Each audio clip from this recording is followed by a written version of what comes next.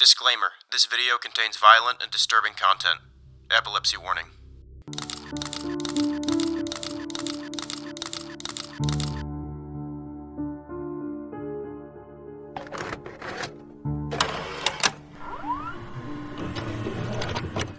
Tape 1. Faces. 6 months ago, police found 3 paintings stored away in an abandoned storage area, each titled after recent murders. First victim was Carla Gray, found with 36 stab wounds to the face and all of her teeth removed. On the back of the first painting, the title, Carla's Teeth, was written. This is the painting. Second victim was Jackie Graham, found drowned with 27 stab wounds in the perineum. She was alive during the stabbing. Her painting is titled, Floating Jackie. This is the painting. Last victim was James Miller, found with his face torn off and his wrist slit open. Autopsy showed that James was alive for several days without a face. The third painting was named James' Secret Face. This is the painting. 2 months later, several more paintings were discovered. However, the titles of these paintings did not seem to be connected to any known cases at the time. Here are the other paintings and their titles. Wax Doll Tom, Lisa's Secret Face, Hanging Jimmy, Toy Corey, Daniel After the Fire, Jennifer's Last Stare, Scream, Maggie, Scream. After going public with the case and sharing the paintings in hopes of saving anyone that may be depicted, the police received 3 photos in the mail. All of them are also titled. The photos appear to depict the victims, James Miller, Jackie Graham, and Jimmy. If anyone knows anything about these photos or paintings, please contact 985-455-9560. One final painting titled Self-Portrait was found 2 days ago. This is the painting. Holy shit! Some sort of hyper-artistic serial killer leaving breadcrumbs to his identity in the form of portraits and paintings! Well, Ferb, I know what we're gonna do today. Think he takes commissions? Oh sweet, another tape! Tape 2. Lighthouse. 4 weeks ago, a police officer named Bill Collins went missing along with his wife and 2 daughters. Bill had previously discovered this painting in his home, clueless to how it could have ended up there. While searching Bill's house, the police found one of his daughters hanging by the neck from the ceiling in the attic. She was only 2 months old. The Collins family car was found 12 days later by the ocean side. In the car, the police found a painting titled Long-Necked Angel. Angel was indeed the name of the youngest daughter found in the attic. This is the painting. The search would lead to an old lighthouse standing just a few miles away from the abandoned car. The lighthouse hadn't been in use for several years. On the door to the lighthouse, an abstract face was painted in red. This is the painting. Inside, the charred corpse of a missing teenager named Daniel Williams was found. Police later proceeded into the tunnels under the lighthouse. Here, the police would find 2 more corpses belonging to Jennifer White and her daughter, Lisa White. They had been missing for several months. Lastly, the police found a moist barrel emitting a foul stench. The barrel was filled with mangled meat and bones. Tests later showed that it belonged to the rest of the Collins family. The tests also showed extreme volumes of amphetamine. Photos of the Collins family moments before death were found scattered about the barrel. Here are the photos.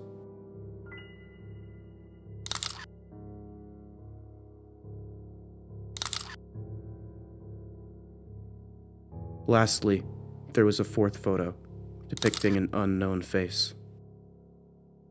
My God, those poor people. I can't even begin to imagine what that's like. Missing something like that? Someone's gotta call the rest of the Collins family and tell them that we found their barrel full of mangled meat and bones. Oh, I get it. This is definitely the same guy. If this isn't the same guy, he looks enough like the same guy to get identified as this guy. I know I mistake humans for one another a lot, but you all have 2 eyes, a nose, and a mouth, so excuse me if this isn't exactly the same for most of you and you're just tuned into your own small differences. It's obvious that this killer is a bit of an artist, and he likes to document his crimes using his favorite mediums, painting and photography. There's evil, and then there's killing a baby and painting it to look like a penis evil. Tape 3.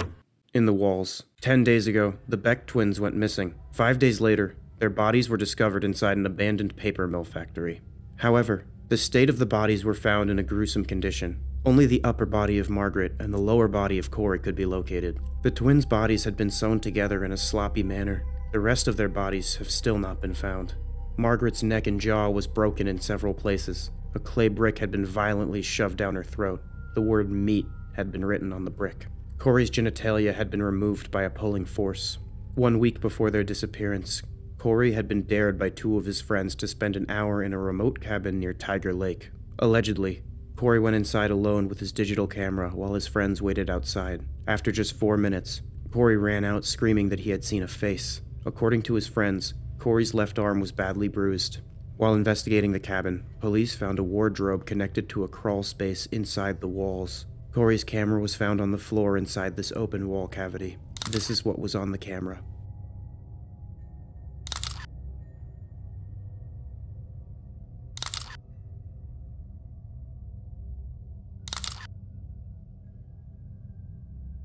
This face is believed to be connected to the disappearance of Corey and Margaret Beck. If you recognize this person, please contact 985-455-9560. Yup, same guy. Told ya. This is one hell of a serial killer, but what do you expect from a species so badass it destroys its own ecosystem? Also, is F***toy Corey the same Corey?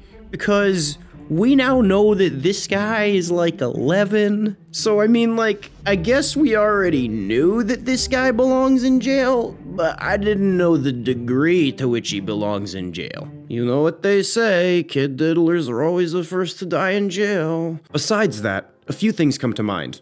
1, Corey has bad friends. 2, our killer definitely has some sort of art house message he wants to get out by using people's bodies as a medium, like ripping off Corey's balls and shoving a labeled brick down someone's throat. All I'm saying is, he took the time to label the brick. 3, the amount of evil it takes to sew one half of a former living creature to another is irredeemable. I mean, what kind of sick, twisted monster? Why are you guys looking at me like that?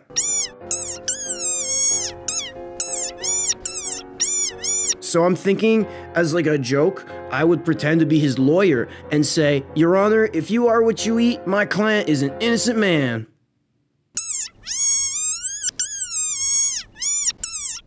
Tape 4. The clue. Private investigator Sean Kane has been helping police locate victims connected to several paintings. The last body he found before his disappearance was the body of Tom Harris. The killer had climbed the drain pipe up to the 3rd floor and entered Tom's apartment through his bedroom window. In the living room, a pile of hardened candle wax was found. Inside this pile of wax was the body of Tom Harris. The cause of death was suffocation from the wax. Tom's arms and eyelids had been cut off. A 3rd arm could be found inside the pile of wax. We still do not know who this arm belongs to. Tom Harris. 1 week later, investigator Sean went missing from his home. Neighbors of Sean notified police after hearing his dog bark for over 9 hours. Inside, police found a horrid scene. The dog's legs had all been broken. Although dehydrated and suffering, she was still alive. Blood trails could be found leading from the bedroom to the kitchen. The only clue police could find was that Sean seemed to have deliberately painted the number 2 on the doorframe with his own blood. Inside Sean's bedroom, police found a newly titled painting, clearly resembling Sean, the man in the pipes. The perpetrator had entered Sean's house through the basement. Luckily, Sean had a surveillance camera installed just a few days earlier. Even though the camera had been destroyed, it still caught a photo of the perpetrator. This is the photo. See, I was worried until that big old smile. He's a happy guy. He wouldn't hurt us. That's what smile means, right? I'm still figuring out humans, but I'm like 75% sure we don't have to worry about this guy anymore. It's not like any more episodes could get released that fill in the questions we have now while still raising more questions in a spine-tingling and enthralling way to keep us watching. It seems to me that we've just found Wax Doll Tom. Editing human slave here that's totally wearing clothes and not in a dark corner. We also found Daniel after the fire, the victim that corresponds to a portrait of the same name revealed in the first tape. Also, alongside Wax Doll Tom is another unidentified arm. He probably left a snack in case Tom got hungry, which is pretty thoughtful. We just all gotta keep our eyes out for a portrait labeled One-Armed Willie. There's gotta be some sort of reason that he keeps doing this in elaborate ways and documenting it artistically. You know what they say, one man's photo xenophobia is another man's fetish. With the addition of this new tape, we can piece together a preliminary story about the case thus far. It appears that a serial killer is murdering people. No shit. And then creating horrific and distorted portraits of his victims. He also seems to enjoy photographing his victims, making sculptures out of them, and is aware that the police are actively investigating him. Whoever this is also seemingly playing a game with law enforcement.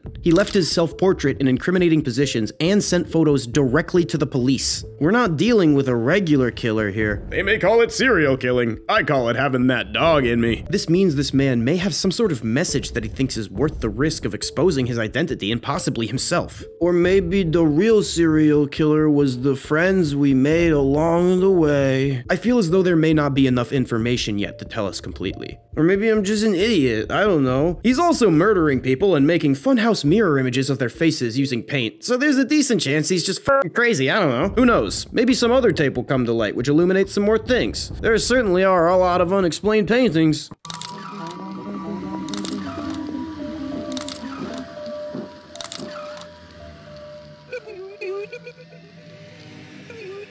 Three days ago, Tina Rosenberg was reported missing, along with her boyfriend and younger sister. Her boyfriend, Jack Stryker, wanted to take Tina on a South Coast road trip for her 20th birthday.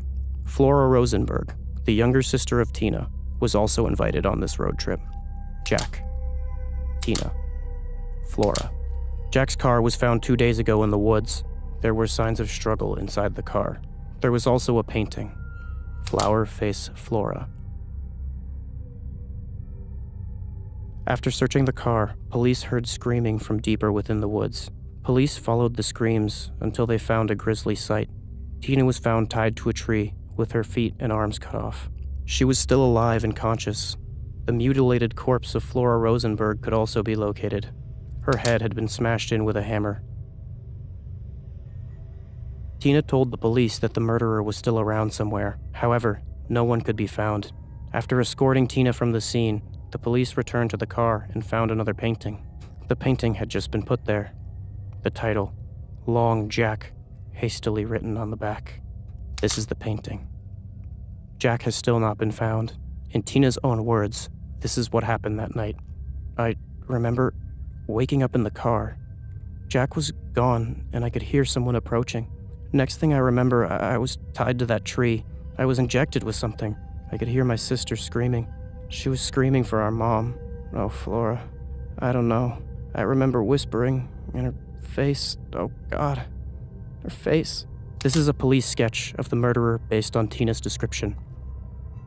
Holy shit! This is the first victim that our killer has left alive. While some might state that leaving a witness suggests that our killer is getting overconfident and perhaps a bit sloppy, I would argue that this is very clearly on purpose, and our killer is yet again toying with the police. Think about it. She was injected and tied up. The painting wasn't left at the scene until after the police took her away and came back. These are calculated moves, not disorganized mistakes. From this witness, we found out that he gives, at least in this one instance, drugs to his victims via injections. I'm the cool guy with the drugs around here. Using this information, I would advise that the human investigators test the other bodies for foreign substances. We also haven't found Jack Stryker, so that brings total missing/rumored body count up to 7, for a total rumored body count of around 17. I don't know, it's at least close to 17. I actually don't know how to count above 15. Still missing thus far are Lisa's secret face, Hanging Jimmy, Jennifer's last stare, Bremblow's prolapse, Scream Maggie's scream, Sean, aka the man in the pipes. Oh wait,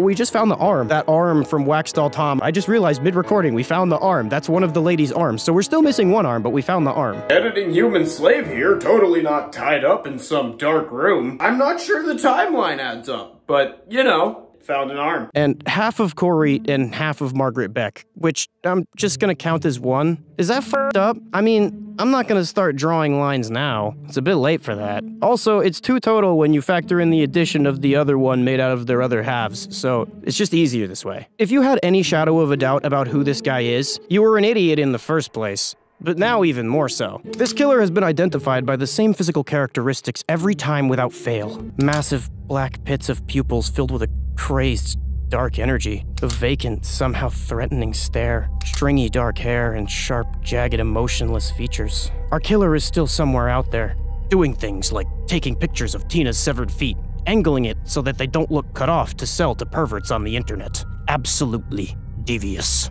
As for the strange message that I hinted this killer might be trying to show through his crimes in the last video, I believe that leaving a witness alive in this strange and nauseating fashion suggests there's more to this than just murder for murder's sake. If he's able to evade law enforcement this effectively, our killer is not an idiot. If he was just killing to kill, he would cover his tracks as best as possible. But he doesn't. No, he wants the opposite. He draws attention to his crimes. He wants people to see this. But why? I feel like the answer is right in front of me, but I just can't see it.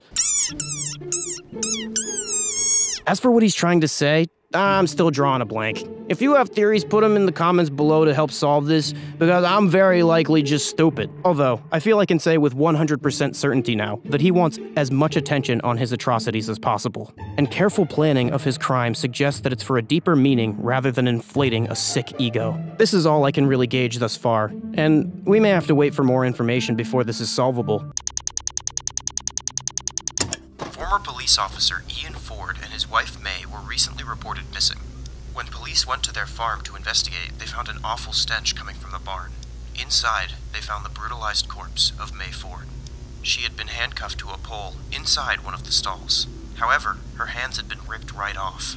Even though her body had been badly mangled, tests showed that she died from internal bleeding.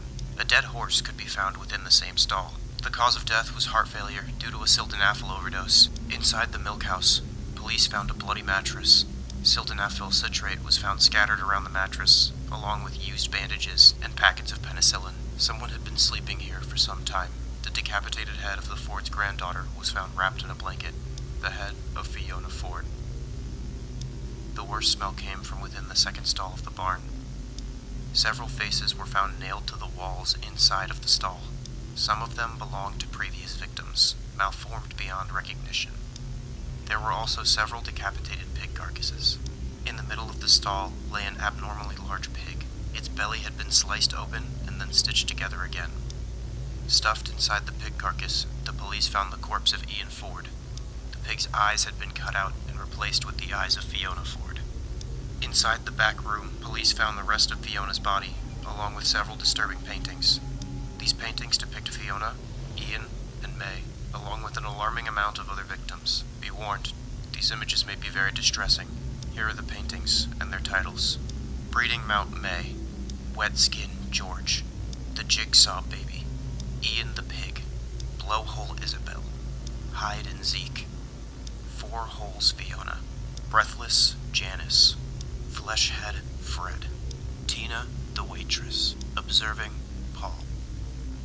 If you know who any of these people could be, please contact 985-455-9560. A heavily damaged tape was found in the mud outside the barn. Even though the tape was almost completely destroyed, police were able to recover some of the footage. This is what was on the tape.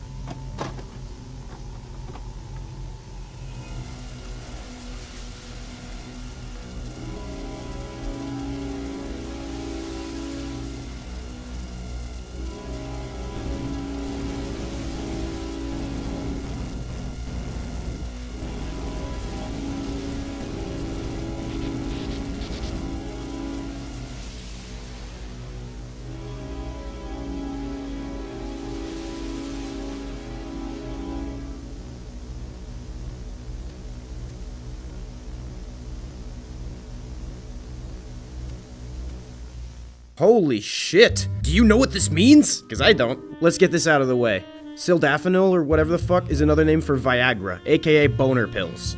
Mine works fine, I know from Googling it, smartass. Feel free to comment it anyway, engagement is engagement. This means he was giving boner pills to a horse. Obviously, enough to make it overdose and die is enough to make it hard. So let me put these pieces together for you. The painting was called Breeding Mount May. She died from internal bleeding 5 feet away from a horse that died of a Viagra overdose. Is this killer using a horse to fuck people to death? 'Cause there is no cock like horse cock. That's kind of hilarious. Like, it wouldn't be if it was real, but because this is just an analog horror, come on. It's funny enough that I say we just let him go. Like, I thought I was making a sick joke before I realized it's what actually happened. let's move on from this, because I could make horse dick jokes for hours, but that's not what you guys clicked for. Wait, is it? I never know with you guys, because it might be. Next up, we got the several faces that have been stapled to the walls. I really like, how you decorated your house. These belong to several victims that have been defaced that we know about, and likely a few others. Okay, guys, be on the lookout for someone with no face. I was gonna draw a depiction of their face to help, but, you know, that's kind of a moot point. So everybody just be on the lookout for this still watermarked stock image of a raw steak. The killer now has switched to primarily targeting cops and their families. Bold move. Also, let's talk about how he stuffed one pig inside of another. See what I did there? 'Cause he's a cop? Don't know why he replaced the eyes of the pig with Fiona's eyes. It's likely something related to his strange art house style message that he may or may not be trying to put out there. Don't exactly know what that's supposed to say, but he definitely got creative with it. Also, from Four Holes Fiona, it's very likely that he was, using eye holes for something that eye holes aren't usually used for. Yeah. At least I don't have to say she'd never unsee it. I heard of somebody eye-fucking, but this is ridiculous! This video would not be complete without examining the new paintings. As is his MO, he depicts each of his brutal acts in gory and cartoonish forms. Also, after counting above 10, which I'm very proud of, this adds 11 more victims to our total body count. 11 more paintings. So basically, wherever this killer is, people would just be disappearing left and right. Like, deadass, you would have a labor shortage at this point. Either the police are idiots, or the man is just ungodly good at hide and seek. Finally, let's take a look at our killer. The Homicide Unit's #1 special boy. Future death row inmate of the month. Yes, he is. Yes, he is. Here's our goober. His mouth is stinted open at the sides by staples. I just thought this was notable and wanted to make sure you're learning and having fun. Also, was he saying something on the tape? Unfortunately, there aren't any clues in the closed captions, and I couldn't decipher anything. This is the moment in which I call upon the masses to do my work for me. Come on, figure it out. There is one thing that many of you have not noticed upon first watch. I certainly didn't. There's likely Morse code in this video. I don't know how to read Morse code, nor can I extract it past the music and send it through a translator. I don't know where every message is exactly, but I found examples of it. If anyone can decipher the message under the music, please leave your finding in the comments below. The following are moments where I believe the Morse code to be. 2:12. 2:29. 3:06. Good luck, soldiers, and yes, I do have the authority to assign you homework. Suck it. I feel as though there is some sort of message in these killings. And maybe the codes are the clue. Over the past few days, there have been numerous gruesome murder reports. One of the victims was the elementary school teacher, Isabel Jackson. Isabel called 911 in the midst of her attack. However, the address she provided led police to a completely different crime scene. The address belonged to a family of 3. Janice, Paul, and their son Zeke. They were expecting a daughter in a few months. Right outside their home, police found a bloodied garden shear. What awaited the police inside the house was so shocking and repulsive that one of the officers requested a period of leave from duty the next day. Janice and Paul's bodies were found in the kitchen, both ruthlessly executed. The fetus had been violently cut out from Janice's stomach. Janice was then strangled to death with the umbilical cord. Paul was found dead a few feet away from Janice, tied to the kitchen counter with his mouth sewn shut. The fetus was found in pieces, scattered all around the house. During autopsy, they found the head of the fetus shoved down Paul's throat. He died from asphyxiation, choking on his own unborn daughter. Zeke is still missing. Inside the house, there was also a painting. Its title had been painted over, except for the word, Pipes. This is the painting. Police later managed to track down the real address of Isabel Jackson, although they were too late. The headless body of Bruce Jackson was found right by the open door. He had been stabbed in his chest 7 times. Where one would expect to find his head, a painting lay instead. It was titled, Infinite Ma Bruce. This is the painting. Isabel was found murdered inside the bathroom. The lock to the door had been completely destroyed by a hammer drill. Isabel suffered multiple skull fractures, and a hole was drilled directly through her frontal lobe. A rolled-up note had been put inside of the hole. The note read, "I live where I can't breathe, and I eat without teeth. What am I?" A pivotal clue emerged at the crime scene, unraveling new possibilities in the investigation. The presence of 2 sets of footprints in the blood suggests that there was more than one culprit. Police now firmly believe that whoever is behind these paintings and murders does not work alone. As for why Isabel gave the address leading to another murder scene is still a mystery. Isabel's 911 call stands as one of the most disturbing calls ever recorded. Warning, what you are about to hear may be very distressing. What's your emergency? Okay, now, what's the address? They killed my husband. Oh, okay, the police are on their way.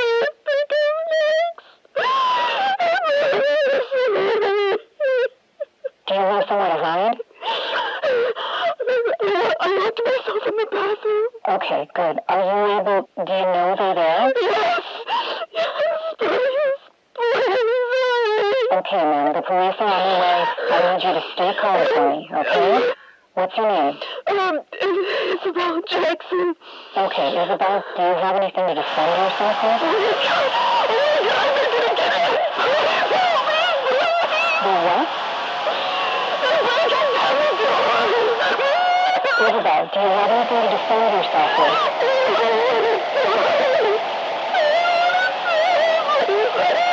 Okay, listen, stay calm. Are there any windows in your bathroom? Isabel? Hello? Hello? Isabel?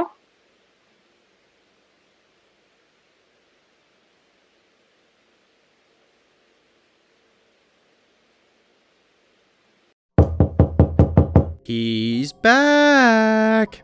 Real quick, if you haven't seen my other videos about the analog horror series from Urban Spook, covering the videos Faces, In the Walls, The Clue, The Lighthouse, The Witness, and Pigs, go check them and the original videos out, because this will be confusing without context. If you're not going to do that because you're a butthole, here's an oversimplified rundown. A serial killer has been murdering people and documenting his crimes using paintings and photography as a medium. He has continued to do this even when his investigation was publicized and gained media attention, and began to toy with and even murder the people investigating him. Even to the point that he got a horse to fuck the wife of a policeman to death. Some people think that this killer may be trying to send a message with his brutal murders. And that, people, is me. As it stands, he is still an active killer, and there are many paintings out there depicting victims that are still unaccounted for. Got it? Good. The next chapter of this story adds 2 separate double homicides, as well as 1 forced fetus flush, to use the monetizable term. And they're all connected. Isabel and Bruce Jackson, as well as Paul and Janice, and their baby-to-be, were all turned into art house worm food. This also adds 1 kidnapping and probable murder, that of their son Zeke. Other than these crimes, the new installment details some very important evidence in the case of the painter, or should I say, the painters. 2 sets of different footprints heavily suggest that there are 2 killers.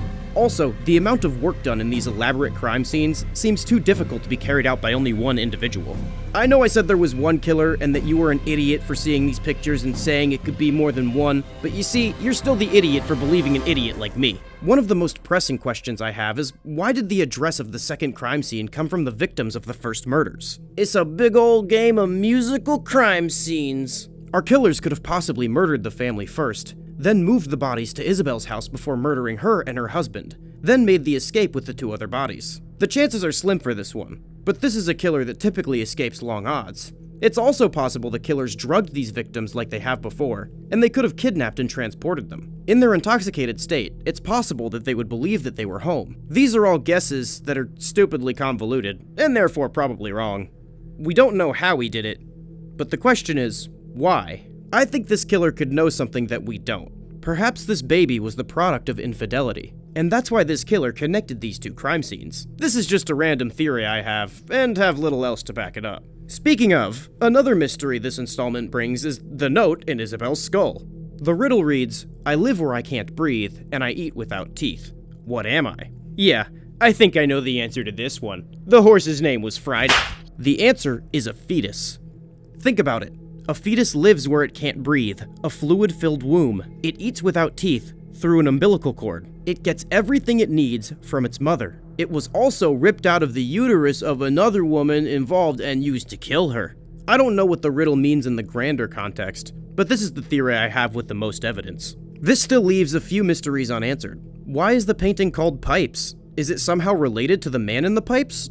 Or the mini almost person that was shoved up into the daddy's throat pipes? Why did he scatter the fetus around the apartment? And why did he only use the head to choke Paul? Will I ever truly find love? What message is he trying to send?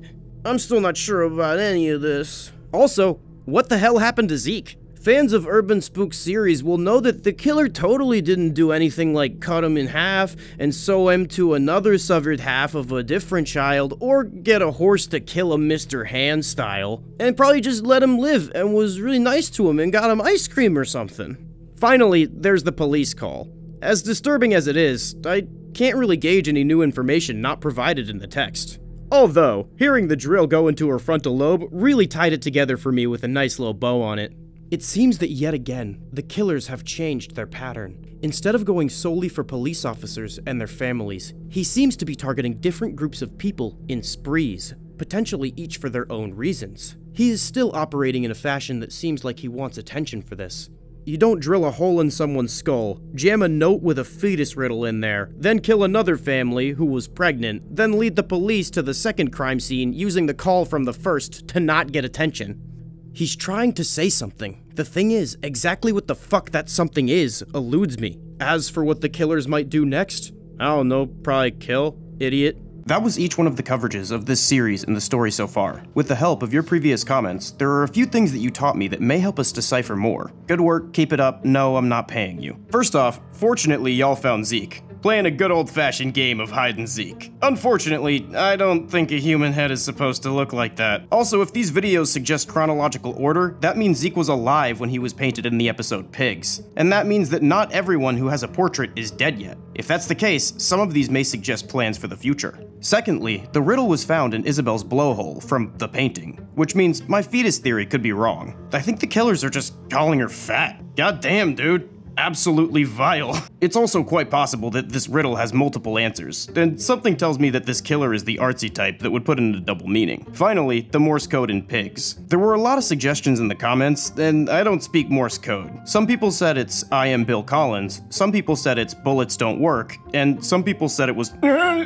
which I doubt. There hasn't been much consistency, and I'm starting to think you guys can't read Morse code either, or you're just fucking with me. Who would have thought that a YouTube comments section wouldn't be the best place to try and solve a murder? If seeing any of this straight through triggers any theories, let me know though. I want to shout out Urban Spook for making these great pieces of media, and being so cool when I hit them up about it. Shout out the Inner Circle. Love y'all. Bye.